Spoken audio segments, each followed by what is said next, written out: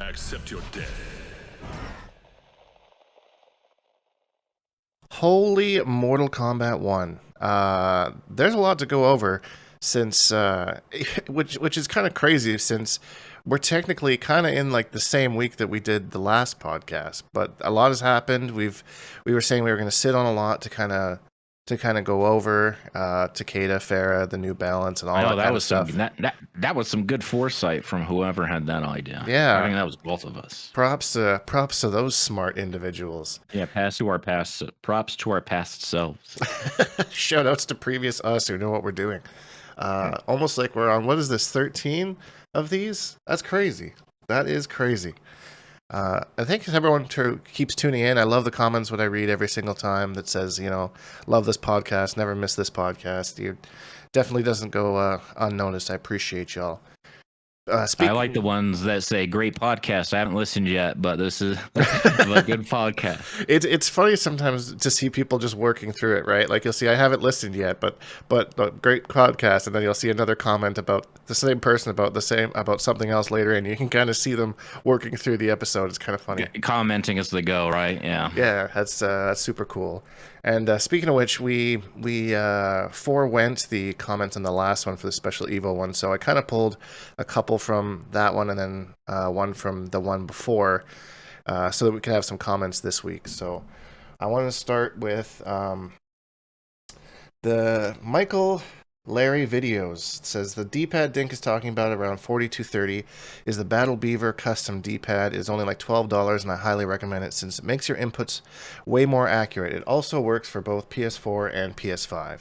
And yeah, that was definitely a game changer when I switched out those, especially because actually I find the Xbox pad not too bad for fighting games, but the PS5 pad is absolute garbage. Like you get jump inputs all the time when you don't want to. So I definitely wanted to switch that one out, which is actually funny because I just spent last night cleaning out my controller. So when I was at Evo, I have like it's actually meant for a fight stick, but it's kind of just what I carry around to like kind of carry water and all that kind of stuff in there. Your little purse. It's basically like my man purse kind of, but Sure. It's like adorable. Right? Go on. If you saw me at Evil, you know what I'm talking about. But so one of the days I got back to my hotel room and I threw my bag on my bed, and my room was all nice and pristine. The housekeeping must have been there or whatever, and then I change and whatnot, and then I go back and I take my bag off of my bed, and there's this big brown stain that's just on my bed. It is the most unsightly looking thing. Like probably if I were to like lay in the bed, exactly where my ass would be, and I'm just like, what? Like what the dude? Like housekeeping would definitely look at that and be like, what the fuck is that?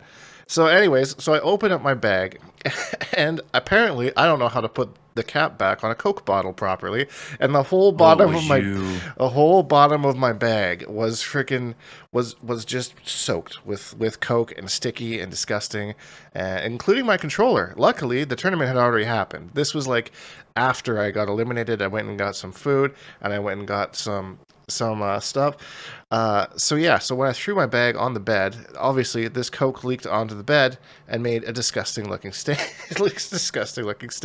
Dude, Mitch, you were the last person in there. No one's gonna lean in to sniff that to see if it's soda, right? Like, right? Nope. 100%. I was just thinking that I forgot to ask you, like I did for Combo Breaker, if you did a UV scan looking for stains before you laid down in that thing. But you beat me to the punch with I made one stain that didn't even need the special lamp. I made one. It was just there, and then I couldn't help but giggle the next day when I came out from doing whatever I did, and brand new sheets or whatever. And I'm like, I wonder what the fuck they thought.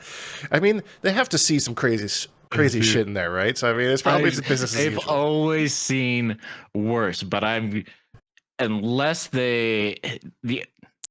I don't know. I think if it was like from your ass, you could smell it from the hallway, and that's the only thing that's going to make them be like, what is that? Right? Okay, maybe it's soda or something. I mean, but otherwise, man, I just set it on fire, right? Like with the flamethrower from a distance. I don't even want to be in proximity of it. Yeah, pretty much. I mean, it could have just been like, Who's this guy? Oh, typical Canadian on vacation in America, treating the place like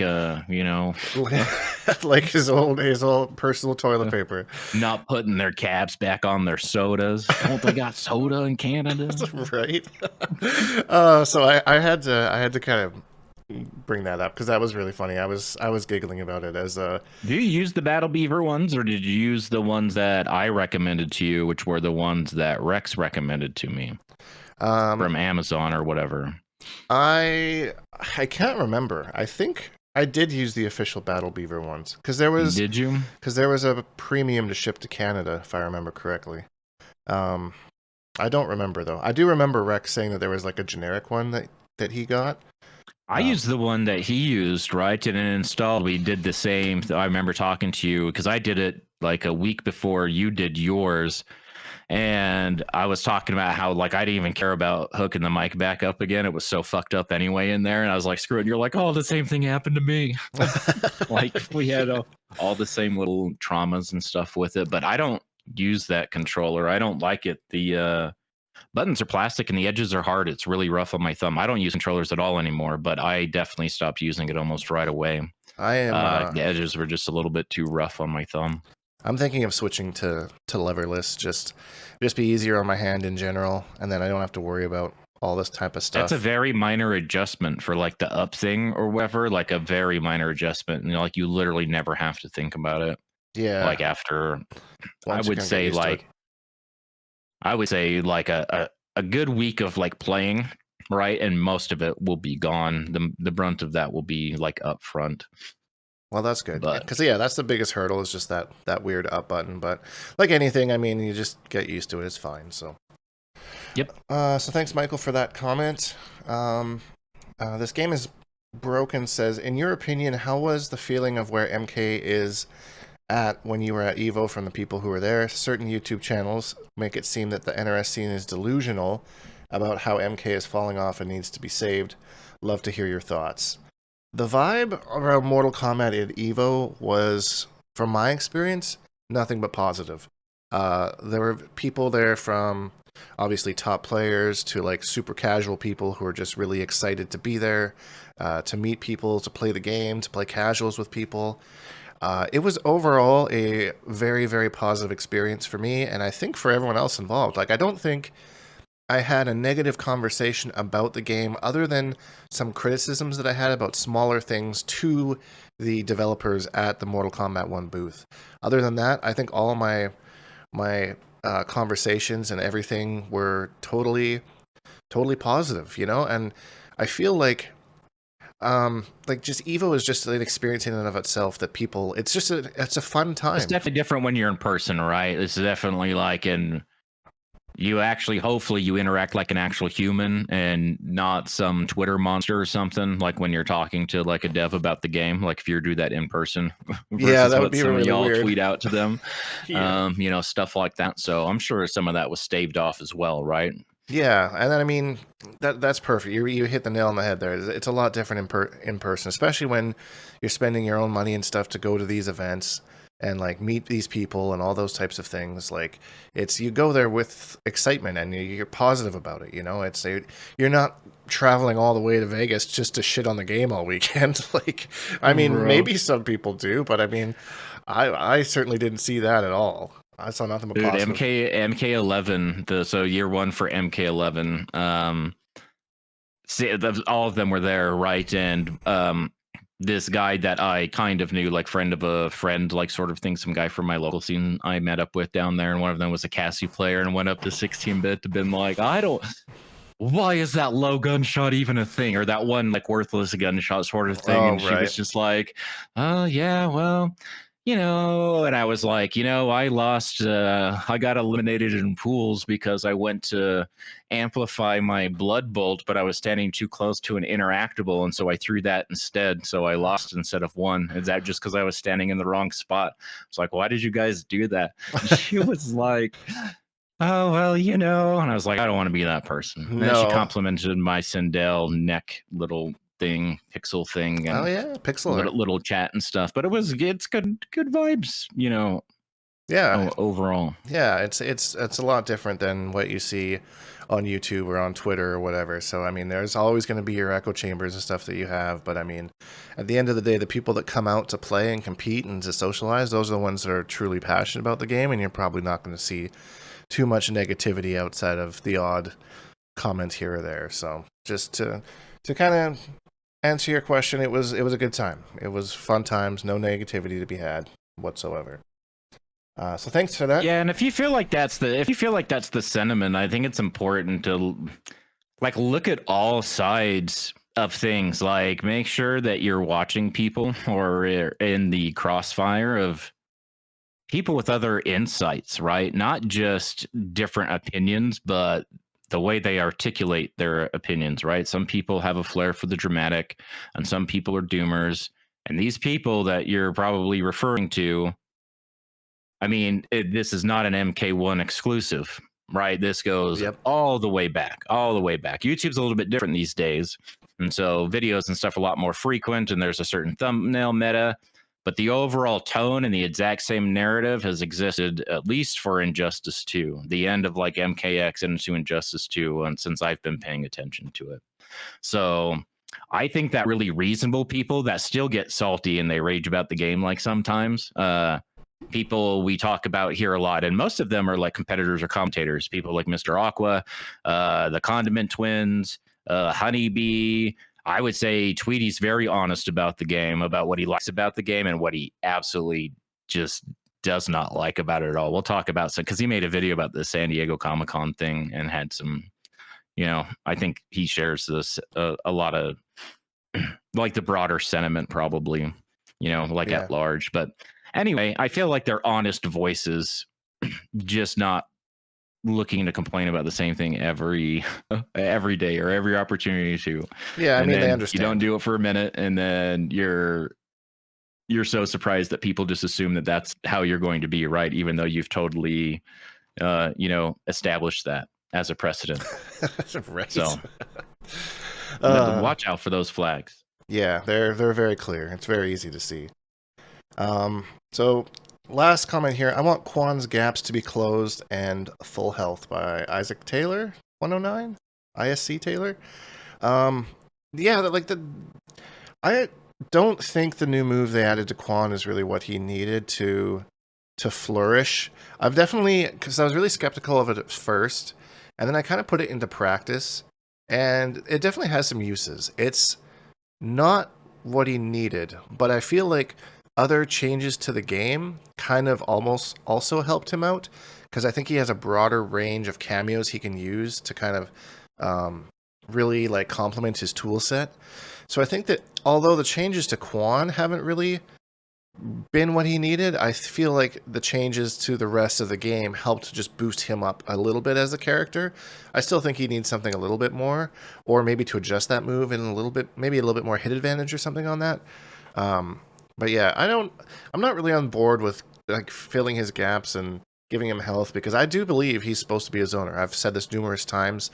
So like make him weak up close, but make it so it's really hard to get in on him up close. And that's why I've been running Motaro with him, because now that they gave Motaro that Cetrion teleport where he just grabs you, pulls you, like all I need to do is hit that a 4-2-1. team is annoying as hell. Oh my gosh. Yeah. So like, yeah, I just if I'm in pressure, I just do my little mid gapless string, pull myself out of it with Motaro, and I'm on the other side of the map. Like easy, I'm out of pressure. And that the cooldown on like pretty much everything Motaro does is really, really good. The only thing that's kind of slow is his turret, which it should be because that's a crazy move. But yeah, I think that Quan Chi is a lot better just because of the amount of He changes cameos. your fatal blow though, right? Have you noticed anything? Because the connecting hit is different, isn't it? Yep. So or is it just it makes it a little bit faster, but also they gave that a buff too, because before Motaro could get hit out of that, but now Motaro is actually armored as he does it as well. So it kind of I don't know if it lowers the armor gap, like closes it, because there is that like slight window where you can get hit. So I don't know if Motaro actually closes that window or not, but it makes it so you can't get hit out of it anymore, which I didn't see too frequently before, but it was a thing. So that's pretty cool because yeah, Quan's Fatal Blow is a little bit slower, but he can also do it off standing 4 like full screen, which is pretty crazy. Which Motaro would not help with, by the way. That would actually make it so it wouldn't connect because his Fatal Blow has a lot of range. Right. That was kind of my question about it. So it does affect the range. It does. Right. You can combo into it easier, but you're not going to be doing that from a standing for full screen, like what Koala posted in the Discord earlier. Yeah, exactly. You're not doing that with Motaro. No, Motaro is just make it a little bit speedier for you, give you that armor, and make it a little bit faster.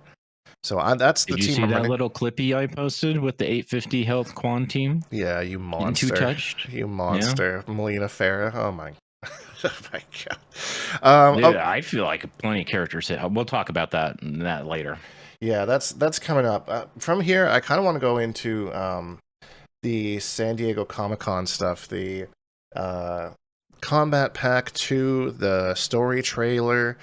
Let's start with the trailer. So we start off we seeing Havoc, and I don't know. Wait. Were you before we start? Sorry to cut you off. Before we start, you were at work, right? So you weren't paying attention to like leaks or any of the photos that were coming out or like earlier or whatever. Did you make it all the way home to watch the trailer fresh, or what was your situation?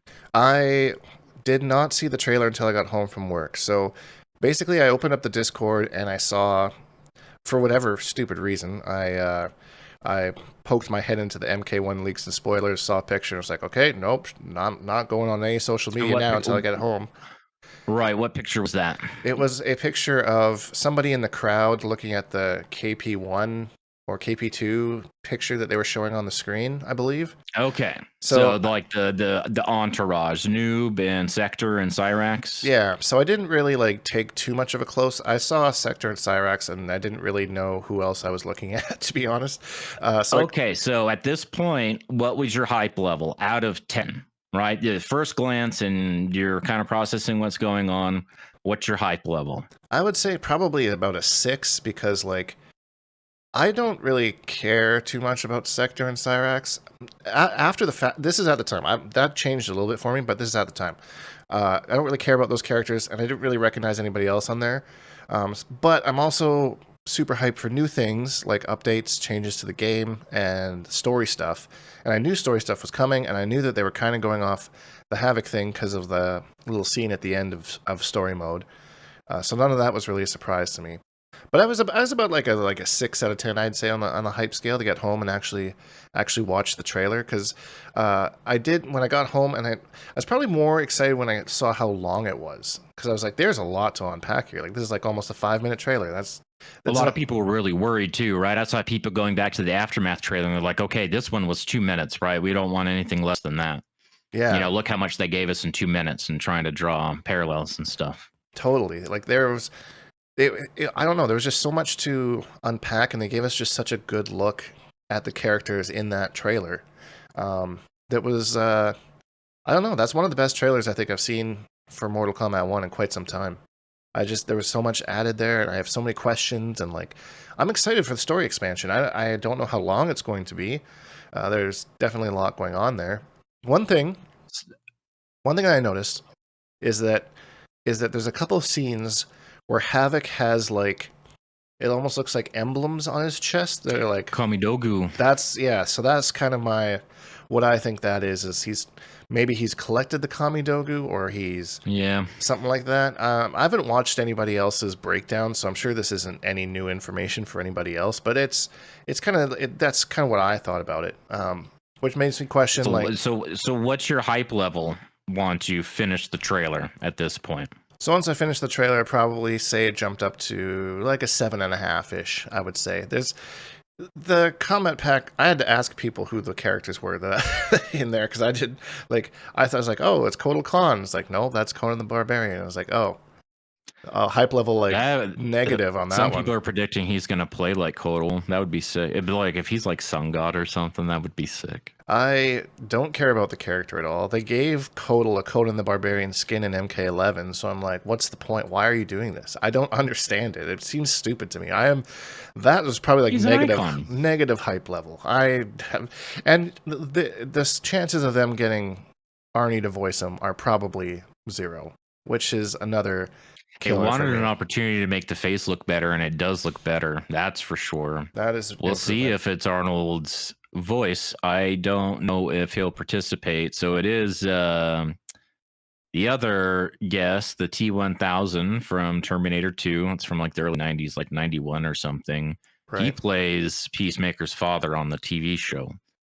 Oh, that's interesting. So they de-aged him, and I think he's voicing it and stuff. And man, he was a lot of question marks about that guy too. And I'm telling you, from that era, I grew up in that era, right? Like I was a 90s kid and stuff. So I was like in 7th grade or something when that movie came out.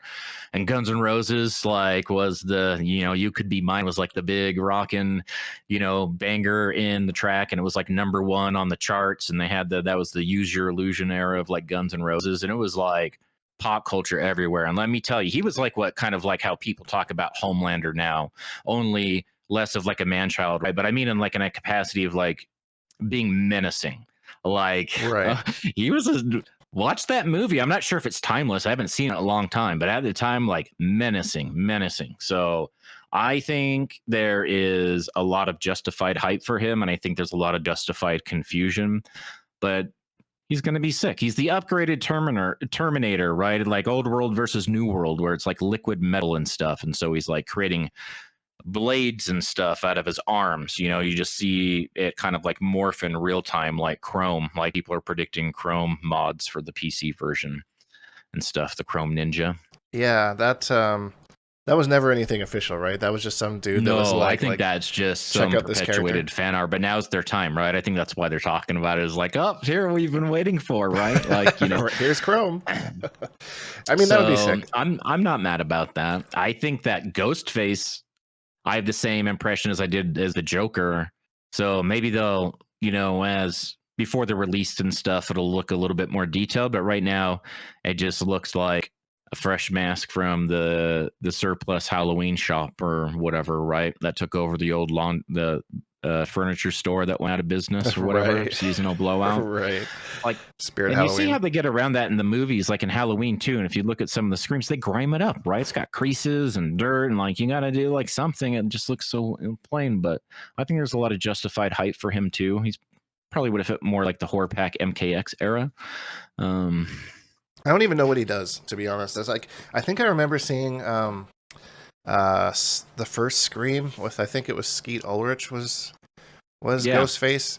And it wasn't just like he was one of two of them, right? Matthew Lillard, his best friend or whatever, was the other. So that was like the big spoiler alert, right? Is that it was two of them, Yeah. And then and one of them was the boyfriend of our protagonist, right? Dun Sydney. dun dun. Dun dun dun. So it's very riveting at the time, very meta and very pop culture and stuff. And it's it still has it's a cool story and a cool twist, but like, how does he fit in the Mortal Kombat universe? Like, you're an angsty teen with a knife. Like, what are you gonna do? Well, it's in a lot, right? The same person has voiced Ghostface every movie. I'm pretty sure. I was watching something last night that was talking about that.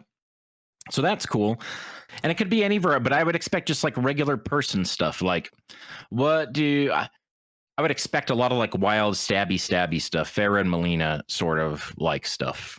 If I'm to be honest, right? Kind of like unhinged stuff, not very like graceful, kind of Jokerish maybe, and who knows? They need like a scary movie reference where he just like throws a piano at you or something. I would love that. Dude, it's scary. Oh, the scary Dude, movie. some of those are so funny, like that. I just saw one where it was like fighting a Ghostface fighting a Zoner or something, and it's that scene where he's chasing her up the stairs, and she's like throws a bike at him, and then she throws a grandma at him, and then she pushes the piano. Yeah. It's just so there's funny. so many like really funny moments. Like there's so much dumb shit, but they all those movies, at least the first 4, have like 4 to 10 really solid payoff moments, right? Which is enough for me to sit through like one of those, but the earlier ones especially are are so good. I We've think talked about the Charlie Sheen one before, right? The wiener breaking. She broke her wiener.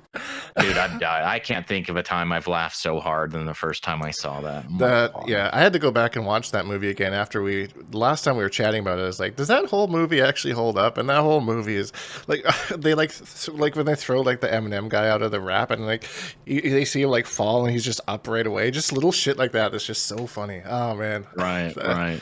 At So let's see if any references make in. What do you think of Noob's new hat? Everyone's calling it a pirate hat, calling them the Pirates of Caribbean. I think it that's looks clever. more like a priest hat, like an old priest headgear, like sort of thing. I think that might have been what they were going for. I think I like his redesign. Completely original thought here. I like how they in MK11 they kind of went a little bit too Grim Reaper-ish with him, I think.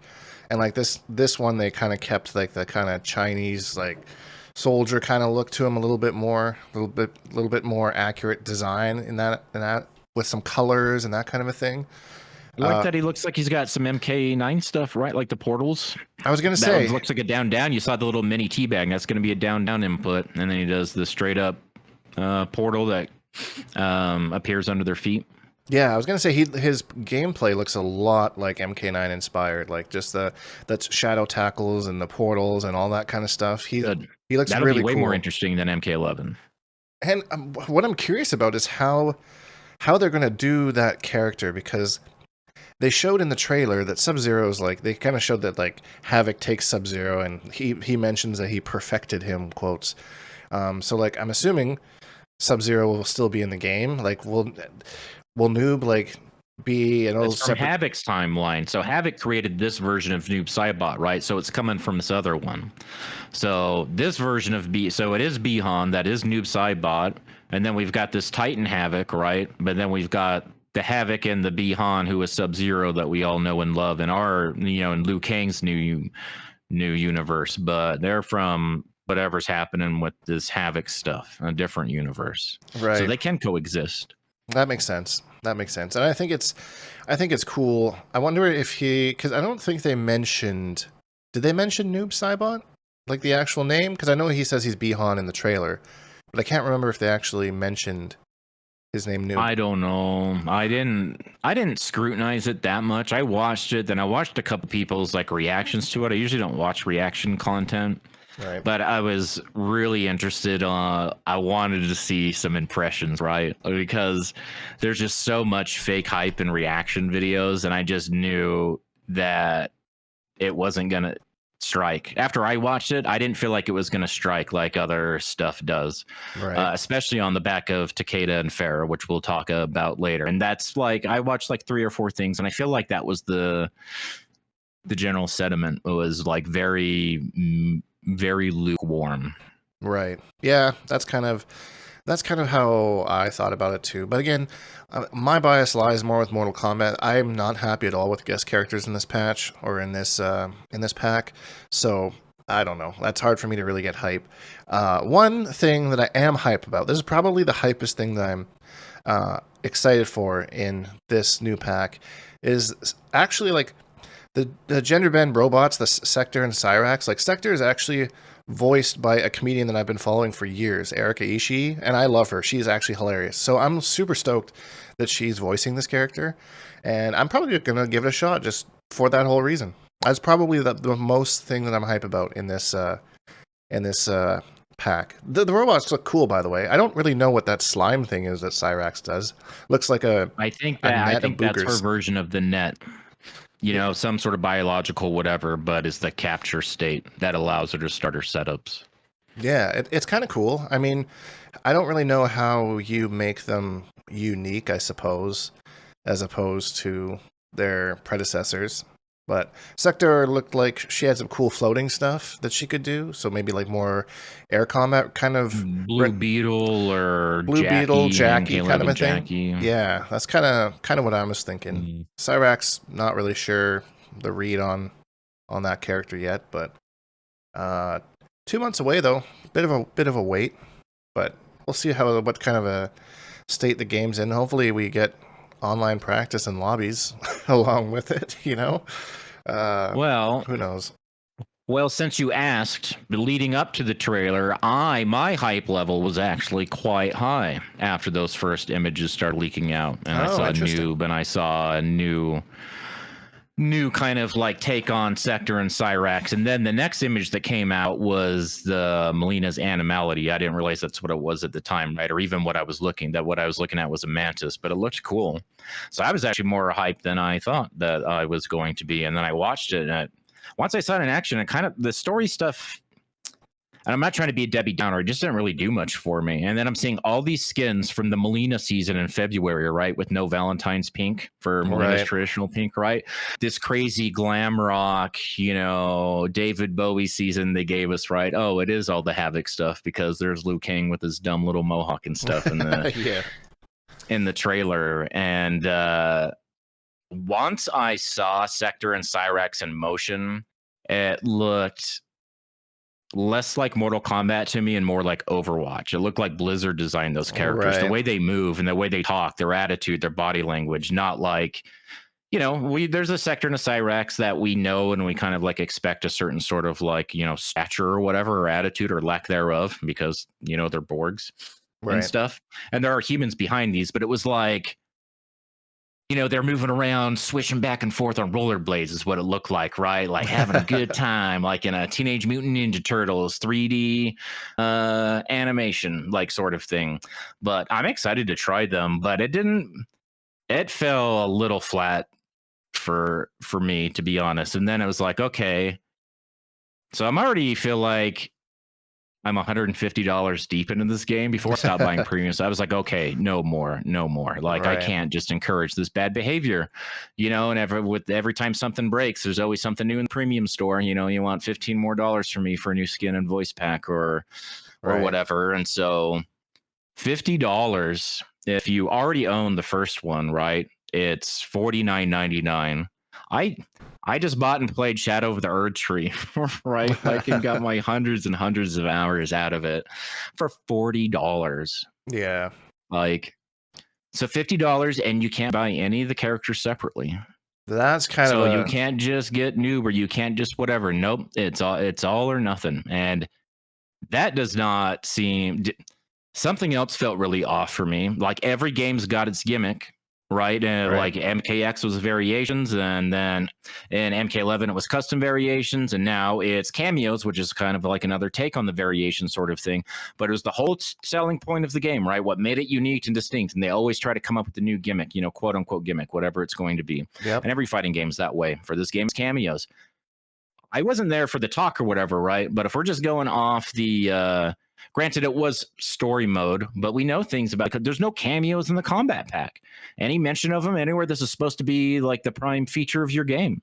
I'm starting to sound one of these doomers we were talking about in the comments earlier. No, you're right though. Right? You're right, 100%. But that's crazy to me. Like, and I'm not even like mad about it. But are they just focusing on these characters, or do you think that their idea of service in the game beyond a single combat pack is going to be a cameo pack at the very end that's going to tie the bow on things, Yeah, before the end of life cycle? With this being like all characters in this patch, I mean, the next one could be, maybe like Kombat Pack 3 is just straight cameos, like this one's all characters, next one's all cameos, like I don't know. I'm not sure we're gonna get one, huh? I don't know. It's crazy. I know you were working, but leading up to it, like I said, I was watching some streams and stuff, and there's people watching the Aftermath trailer. I was watching Diddle, and he was watching the Aftermath trailer, trying to get an idea of like, the length of it and stuff. And it's like he was like going through it, and everybody right in chat, and I'm sitting here just like, man,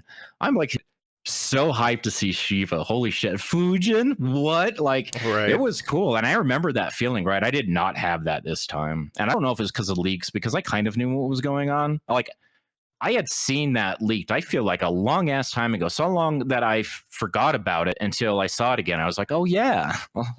Okay, I guess the leak was legit. True. So I don't know if that had something to do with it, or if it's just, well, like the thing is like the state of the game, or what?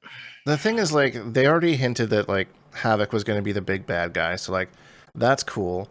But like that there was nothing to really like that he. Oh, sorry. Go ahead. there wasn't really anything hype. Like it was like, okay, there's Bihan as noob. Yeah, okay. Sector Cyrax, that was kind of a bit of a, oh, okay, cool. I'm a little, but like a new character would have been cool. Like if they put in like they just shown a character and like maybe not told you who it was, and then we could speculate about what this character is or who it was, because there are characters that are mentioned in intros that you don't see or what we haven't seen or anything like that. So like it was just kind of like, okay, here's this character, yeah, here's this character, yeah, okay, cool, they're in the game. I kind of knew they were going to be at one point. I guess this is the point. Right. And I know they've got corporate overlords and stuff, and there's a roadmap and a timetable and all that stuff, but this is all the stuff that they've been, grinding out in the background while we're still waiting for things, like Yeah. rooms and online practice mode. And I'm not sure if Xbox players can even play right now. I know that last patch messed up some online play for some of them. And it's just like every time I feel like they're in a little bit of goodwill, like there's just like another something. And I feel like this trailer was just that in trailer form, like something put together, the presentation, the like whatever. But it's like, for me, it was kind of like missing the soul. And I was like watching that, and I've been critical that whoever the main writer guy is, and I'm sure he's a super nice guy, right? He posts pictures of him holding his parakeet and stuff on Twitter, Right. stuff like that. But don't like what he does with these characters. Like the change they made to Sindel last game just seems so arbitrary and just like made her like way, way worse.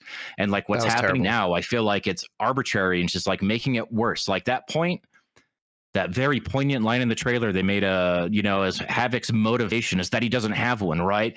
Some people just want to see it burn down, or like whatever she says, right? And like that's our plot device. And it's almost, I can hear Michael Caine's voice in my head playing Alfred in The Dark Knight, telling the story of the jewel thief, right? There's this crazy character named Joker in that film. It sounds like they might have like borrowed that whole thing from it, like, but I don't think it's hitting the same, just made me grumpy about it again, but it sucks because I've been having a super good time with the patch.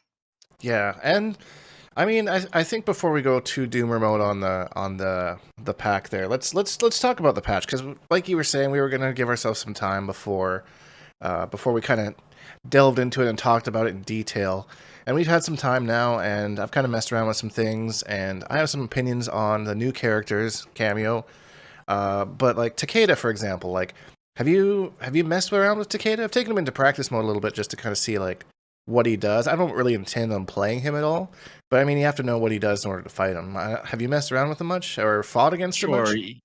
I have not fought against it, but I've dabbled with it, just like in practice, right? Like I like to take every character in at least for a little bit to try to get a. You never know what's gonna hit home for you, right? What's gonna scratch your itch, the way their combo composition, or maybe it's just like the way they look, a combination of like all these things. I've been surprised by so many characters in the past that I did not expect to like. So I try to make an attempt on everybody to make at least a surface level informed opinion. And so I mess around with him a little bit. I think he feels like he's like designed like a Street Fighter character, right? So like his jab button is a standing one, his medium punch is his forward one, and his heavy punch is his back two. And they all serve different purposes for different sorts of screen presence, and you use them in Right. different situations. Don't use the big one up close.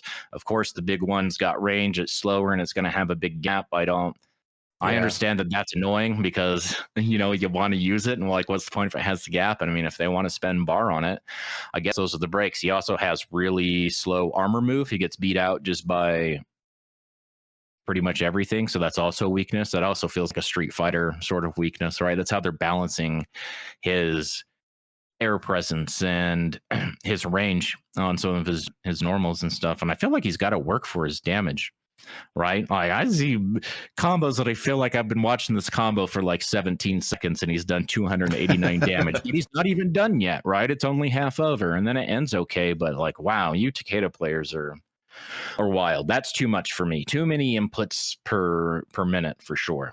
Yeah. But he seems like really fun. He's another like Quan and Ermac, right? These ones that had a chance to sit in the oven a little bit longer, came out with a lot of depth, a lot of dimension, no matter where they fall in the meta or the tier list, right? But just their design and stuff. Very, very cool character in my opinion. Yeah, I've thinking that that character is going to take a bit for people to really like understand the game plan, because I feel like I've played a couple people who have like a base knowledge of kind of like the kunai setups and that kind of a thing.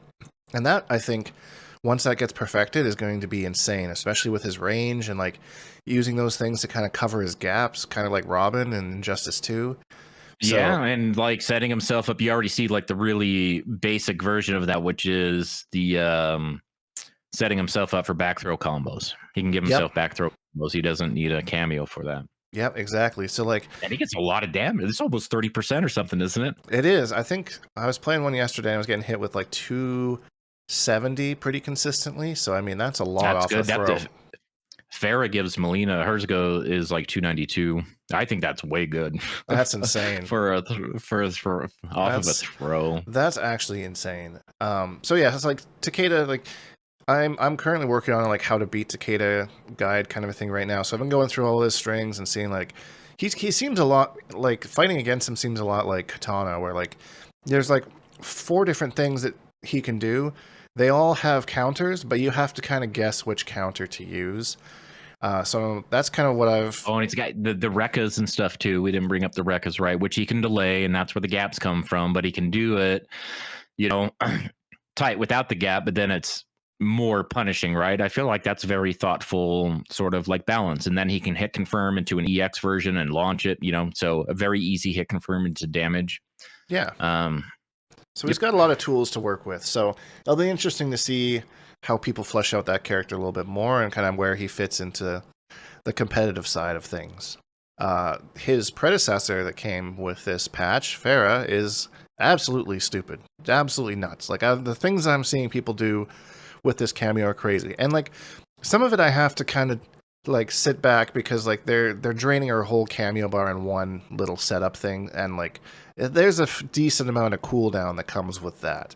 So I mean, because like she can hop on your back in the air, and then you can use it. Is there though? I mean, from my messing around with like that cooldown is just way too.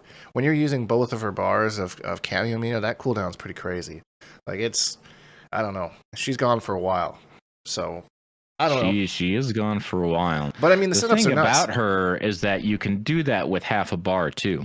So there's a little bit of a trade-off. I think some people think it's a bug, but I think it's intentional to allow you to get a follow-up when you call her into Tor stance. Even if that took all of your cameo meter, you still are given. Retro talked about this a little bit in his Katana guide. Like you can still get the neutral jump punch out of it or whatever, if it took the rest of your meter to bring it out. So if you use it like that, right, so where you're not dumping the full bar, but I've said this a lot, if you're a character that has really long combos, or you can even, so it's like Melina, I'll just spend the extra bar just for 20 damage, right, and spend like a whole bar on it, but it gives me that extra 5 seconds, right? So if I use that, if I start a combo with that and spend my full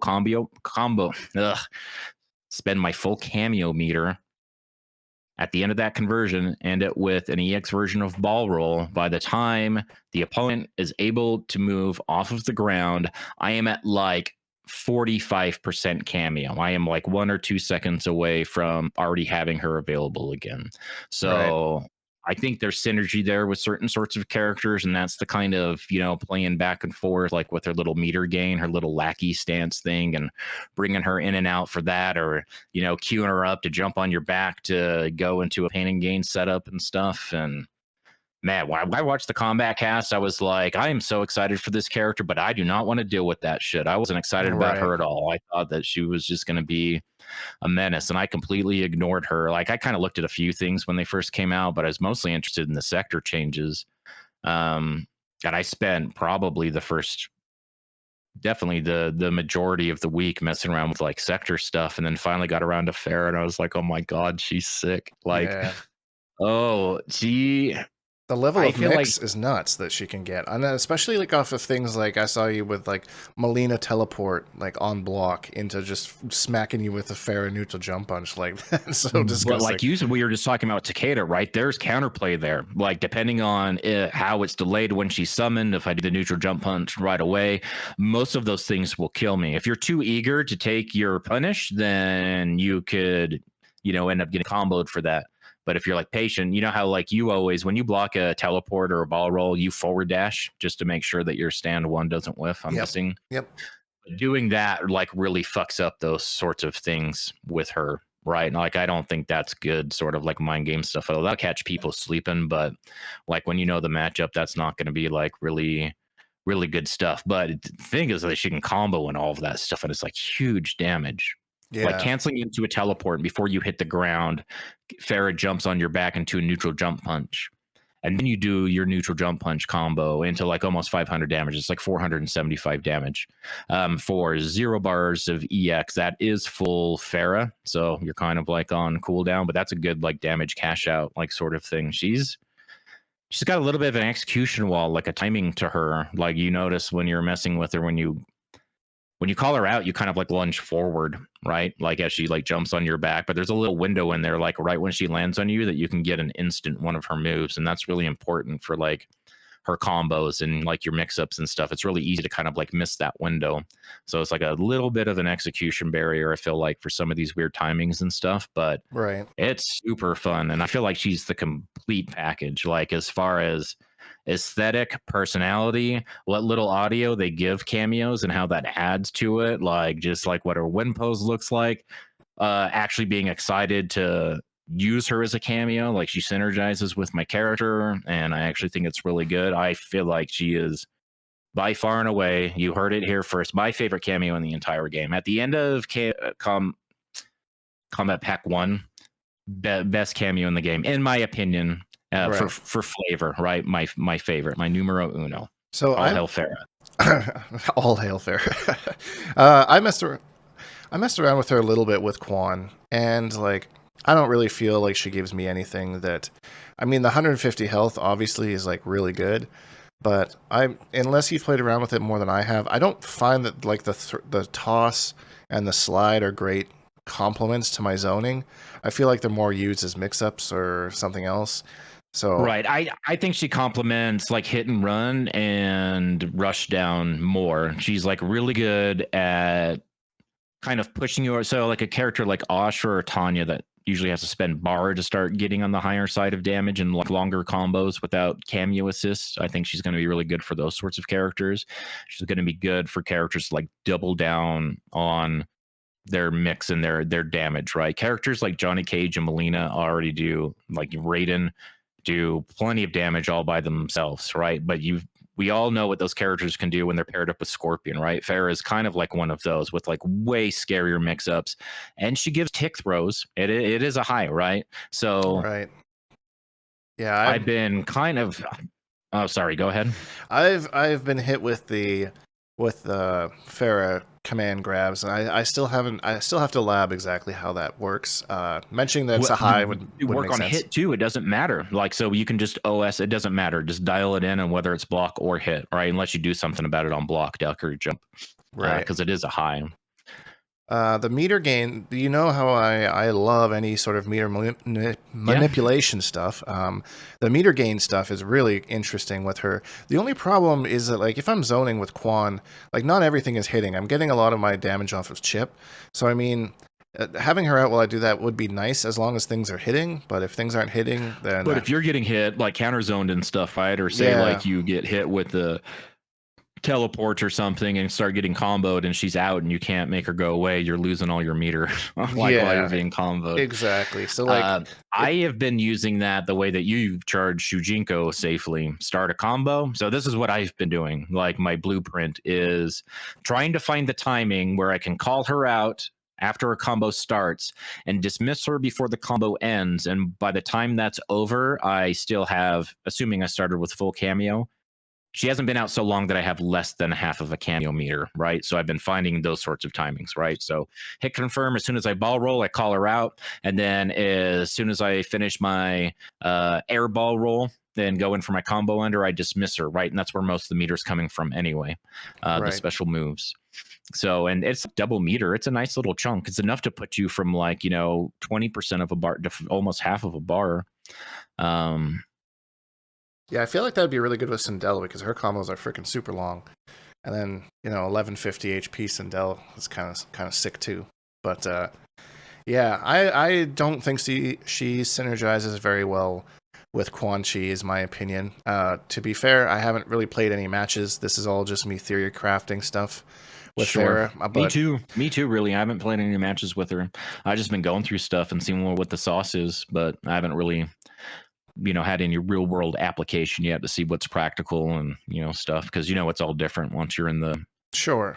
And I see like a lot of the Twitter clips of people doing like 600-700 damage with her and stuff. And some of it's like super cheesy, like tube pain and gain kind of a thing in like a starter you'll never get. And you're winning the mini game without the defendant like playing the mini game back, and so you're assuming that you get every single hit of the fatal blow with the increased damage and stuff. And that's cool if you want to play the big number go high game, but I care more about what I can actually do in a match, right? Like what's guaranteed. I never played the mini game, right? Like what's the bare minimum? I try to stand like right. I'm off my fastest button without any meter and nothing, right? If I can touch you with a 7-frame move, what is the least amount of damage I can expect? If I spend 1 bar, assuming that, they don't break any of the stuff, what's the least amount of damage I can expect, right? Like have really fundamental basic B&Bs and then branch off of that sort of thing, Yeah. No, that's kind of what I do too. Like you would start from the bottom and then work your way up, and then maybe every once in a while you get the big kind of fuck you damage. But I mean, other than that, yeah, I feel like where she'll excel more is like opening people up in different scenarios where you wouldn't otherwise. Because the Ferras that I've played, I've been smacked trying to punish things, and then it's not a punish, it's neutral jump punch now. So, and you can kind of see it coming a little bit because she kind of runs from off screen, so it's a little bit of a reaction. Well, what are you going to do about the neutral jump punch, Dink? What's your counterplay? If you see her running on the screen that you know that it's coming, what are you going to do? In my head, I feel like I should up block it, but I haven't labbed that yet. Yep. So I think it's going to vary from character to character, depending on like how high they're in the air and all that sort of stuff. But with like what I was labbing, so you can up block it, right? Big punish, full combo punish on up block. But if you up block, you're committed to that, right? So she's got enough time to land on the ground and punish you with the command grab or hit you with the low, which is a little bit faster than the overhead. The low is like 17 frames. So she can just empty jump it. And then even if you're out of up block, right, but you're still blocking, you're still like in a 3-way mix up and 2 of them launch. And while all of that's happening, she's got her own little cameo meter, right? The yellow bar's on, like Cento bar version of her. Right. She's on your back, and it's kind of like it's a little mind game, but it's like both players are playing it. It's not like they're doing one thing and you're guessing for your life. They're have to anticipate how you're going to. It's going to be important to like have a good read on your opponent, a good feel about how they're going to react in certain situations, right? Pay attention to how they react when you do it jump, or like when you do an empty, and then punish accordingly when they do that same thing the next time. You know what I mean? Yeah, a lot of stuff like that. It's like the kind of like Sindel's float cancel game, Yeah, you can up block it, but she can also cancel it and throw you. Does Ferra's command grab lead to a combo? Can you character combo? It's a straight 100 damage. It's like 153 damage or something if it punishes an up block. Okay. And then she's got the Ferra projectile thing. I haven't messed with that too much yet, but you can like direct it. Another thing is like her forward throw gives you 18 hit advantage. That's a lot for That's really good. A lot. So for Melina in the corner, so a forward throw from a Melina Ferra team in the corner is way scarier because that's way more hit advantage, right? I've been making it work with sectors 5 or 11. I don't even know what it is. I get them all mixed up sometimes, but they're usually that range, like as low as like 4 or 5. And, if it's generous, it's like 10, 11 or 12 or something, maybe. Yeah, Shujinkydink is 10. I haven't checked Motaro's actually. I should do that. 18 hit advantage. That's crazy. Nuts. I thought that could be the highest of any cameo. I don't think I've seen I think so. A number that high. So just the amount of utility she gives you, like that's just something small. That's like that on top of everything else. The mix ups, the safety, the extra health, the extra meter. I don't know. I feel like we're in the Ferra era. This is what I like to call it. I'm working on a video. I shared that thumbnail with you that I've been workshopping, right? But I'm subtitling it, Welcome to Hell, right? And that's for if you if you already are annoyed by playing against Melina, she's not the most popular character, right? She's actually really popular at a high level, and so that's most of the talk that you hear about her. And you listen to people talk about that matchup, and most hate it, right? They just don't like dealing with It's her very nonsense annoying. and stuff. Yeah. If you're one of those sorts of people, you are going to hate Ferra Melina. It's going to get way worse for you, right? Because now Melina has way more reward off of mix-ups and different mix-up options. Way more things she can do to yeet herself out of block strings for neutral jump sort of stuff, but like smarter ways to use it. She's got like real legitimate safe pain and gain setups and ways to like really heavily punish you for that. She's got back throw combo. She's got tick grabs almost off of almost every single button. Uh, it's crazy. Like if you are below if you're already a low health character and you use a cameo that makes you go even lower, right? If you're below 900 health, you don't stand a chance. Like you get touched 2 times and you're toast, right? Like it's just you're done. You incinerate. You turn to vapor. Just it's viscera everywhere. Just you're mist. It's over. Damn, all the adjectives. I love it, bro. And again, this is like in concept, right? I don't know how this is going to play in real match and stuff, but I'm playing the numbers game right now, looking at cooldowns, and because you play enough of the game where it's kind of like she's just giving me the Ferra version that I'd be getting from somebody else, right? So I've been in this situation before, and I know what people like to do, and I've already got some idea, that sort of stuff, but have yet to kind of put it into practice. Well, I think we'll be seeing a lot of Ferra. I think she's going to be probably the new meta. I'm interested to see who comes out on top, like with this update and like the next update. Oh, it's got to be Johnny Cage Ferra, like because it's always Johnny somebody, right? Johnny Chameleon, Johnny Kung Lao. It's going to be Johnny Ferra now, I'm sure. Yeah, I've already seen some stuff that competitors have been posting and whatnot. So I'm sure it's disgusting. I haven't seen anything, but I'm sure it's disgusting. So now that we have Homelander, I don't want to say he's nerfed, but he's like, they fixed him. Like the things that he wasn't supposed to do, he can't do anymore. He still does feel very laundry strong. List of changes for him in the patch, right? Like this is the 3rd time we've seen like a list that long of adjustments for him. Yeah, it's pretty crazy. But now, like I've played him and he feels more fair. Like he's definitely like the Vortex character in the game.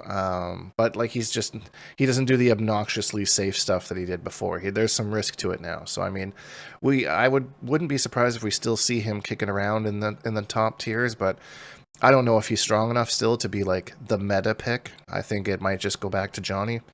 But Johnny's just like the leaky boat, like it doesn't matter how many changes he gets, he's still tippity top, right up there. And I think that's part of it is just how much he works with the cameo system, like the game in general. He plays the game very well, plays the game very, very well. Yeah, so I don't really see him going anywhere. He'll still be in top 8s, maybe not as frequently as before. But yeah, I don't really know what to expect. I think you're going to see more Ashra. She's already a strong character, right? But we saw Brazil represent her a lot at Evo. Yep. And the changes to some of these cameos, Sector in particular, I think we're going to see a lot more Ashra. I think she's going to be way stronger with Ferra, and the Sector changes alone, I think we'll be seeing more Ashra. Yeah, I'm already like picturing doing her like upward swing into Ferra neutral jump punch is just probably the most annoying thing. I was working on that just before we started this Discord call. That's what I'm working on. Yeah, that makes sense. But yeah, I don't know. It's an exciting time right now for Mortal Kombat 1. There's the Shira Ryu Sundays that's coming up later today. I'm curious to watch that top 8 and see if there's some Ferras in there. I'm sure there will be. Is Ferra legal? Oh yeah, super legal. As far as I know. What time does that start? It starts at 6 p.m. Eastern. So then top 8 will probably be around 8-ish, I'd imagine. Even if this video's on YouTube, if someone's listening to this deep into it, it's going to be over. It's already over. So you can tell me in the comments what happened. You won't spoil it for me. But yeah, I think that's it. We covered all our topics today. And I'll be excited to see where Mortal Kombat goes from here. Ferra and Takeda and all that kind of stuff. So thanks everyone for listening for another week. We'll be back next week with even more to go over. And if you enjoyed this video, please leave a like because it really helps me out, and subscribe if you haven't, because we make new videos almost every single day. Hashtag Bonehawks, all that stuff, and we'll see all you Bonehawks in the next video.